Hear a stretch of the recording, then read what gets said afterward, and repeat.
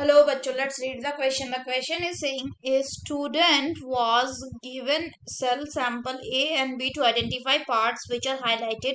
He observed the sample under the microscope and lists down the function of the part of the cell sample. The information collected by the student is listed in the table below, on the basis of which the student infers the sample contain the organelle. Sample A में है make energy available for the cellular metabolism absent in the cell that carry oxygen throughout the body, call the energy currency of the cell. Sample B में है generate ATP and synthesizes the sugar present in the plant cell, source of all the food energy. Identify the part highlighted in the sample A and B and explain why they are called as semi-autonomous organelles. A में है sample A mitochondria, sample B chloroplast because both the organelle are double membrane bound structure. B में है sample A mitochondria, sample B chloroplast because they both are capable of synthesizing of their own proteins only. C में है sample A mitochondria, sample B chloroplast because they are capable of synthesis of their own protein and contain their own DNA. D में है sample A mitochondria, sample B chloroplast because they contain their own DNA to transfer the genetic information on from one generation to the another. तो आइए देखते हैं हम इसका की concept. तो अगर हम बात करें इसके की कंसेप्ट की, तो इसका की कंसेप्ट हो जाएगा सेमी ऑटोनोमस ऑर्गेनल्स। अगर हम सेमी ऑटोनोमस ऑर्गेनल्स की बात करें तो सेमी ऑटोनोमस ऑर्गेनल्स हम किसे कहते हैं? We call mitochondria and chloroplast as the semi autonomous organelle.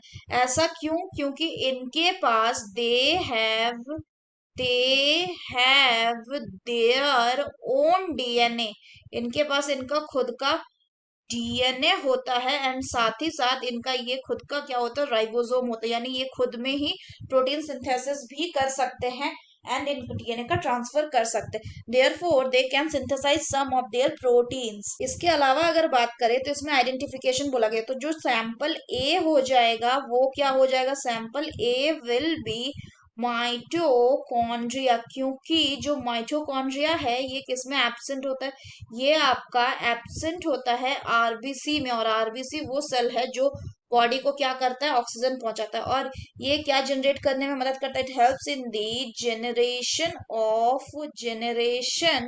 Of ATP. इसीलिए इसको क्या कहा जाता है? इसीलिए इसको कहा जाता है power house of the cell. और ये एक मेम्ब्रेन बाउंड ऑर्गेनल है।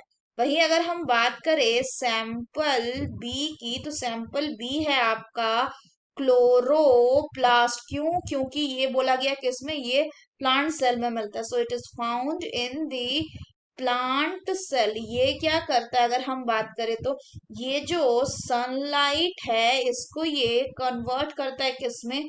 Into the chemical energy. और इसके अलावा अगर बात करें तो क्लोरोप्लास्ट जो होते हैं इसमें ग्रीन कलर का पिगमेंट प्रेजेंट होता है। ग्रीन कलर पिगमेंट प्रेजेंट होता है जिसको हम क्या कहते हैं? Which are called as the chlorophyll. और ये किस में हेल्प करते हैं? ये जो क्लोरोफिल एंड ये हेल्प करते हैं इन दी प्रोसेस ऑफ फोटोसिंथेसिस। ये फोटोसिंथेसिस के प्रोसेस में हेल्प करते हैं। सो अगर हम बात करें कि दोनों को हम सेमी ऑटोनोमस क्यों बोलते हैं, क्वेश्चन में ये पूछा गया क्योंकि जो माइटोकॉन्ड्रिया एंड क्लोरोप्लास्ट है उनके पास क्या है? उनके पास खुद का डीएनए है एंड वो केपेबल होता है खुद के प्रोटीन को सिंथेसाइज करने के लिए, because they also have their own ribosome. So the correct option will be option C, that is sample A is mitochondria and B is chloroplast, and because they are capable of synthesizing of their own protein and contain their own DNA. So that's all for the question, bachcho. Hope you understood it well. Best of luck.